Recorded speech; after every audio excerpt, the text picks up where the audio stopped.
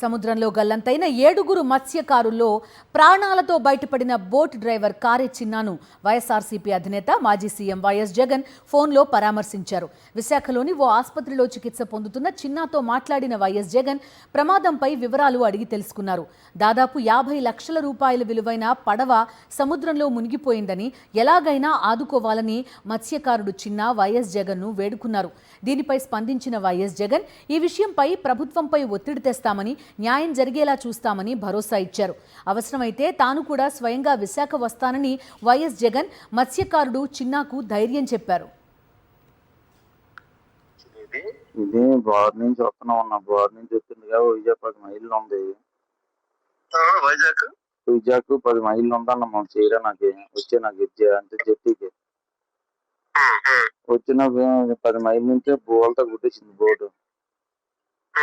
బోల్తా కొట్టేస్తే ఎప్పుడైతే బోల్తా కొట్టేసిందో ఆ తెరబడిపోయిన వెంటనే బొడికి ఎక్కువ మీదన ఎక్కువ బోటు మీద కింద మనిషి ఉండిపోయాను.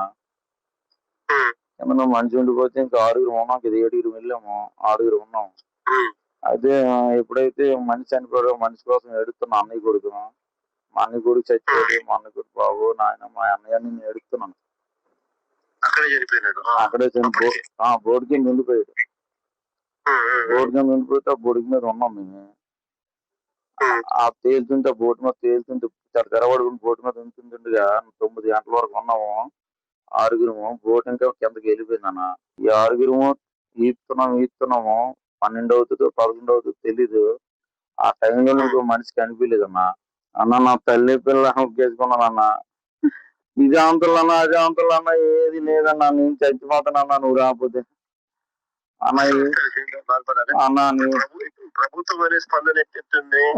ప్రభుత్వం అంటే ఇలాగే చెప్తున్నానన్నా. ప్రభుత్వం అంటే ఇలాగే అంతలు ఇది అశాంతలు ఏది లేదన్నా. ఇత్తన అంతనాలే ఇదే రేపు మాపాతనాలు చంటి పిల్లలతో ఉన్నానన్నా. అప్పులు చేసి ఆది చేసుకుని ఈ పిల్లలు 6 మనుషులు చనిపోయాలి. కుటుంబాలు నా కుటుంబాలు. ఆ పిల్లల ముఖం చూడాలంటే నేను వెళ్ళలేదన్నా. ఇంటికి వెళ్ళలేదు. ప్రభుత్వం స్పందించలేదా? ఏం సాయం చేస్తారని చెప్పలేదా? నిన్న అయితే అదే 15 లక్షల రూపాయలు కొల్లు రవీంద్ర అని పెట్టాడు.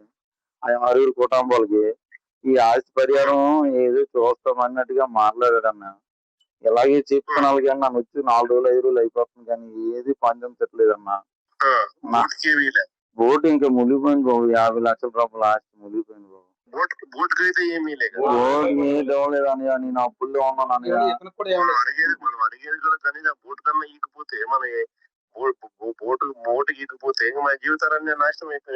నాన్న చచ్చిపోతున్నాను.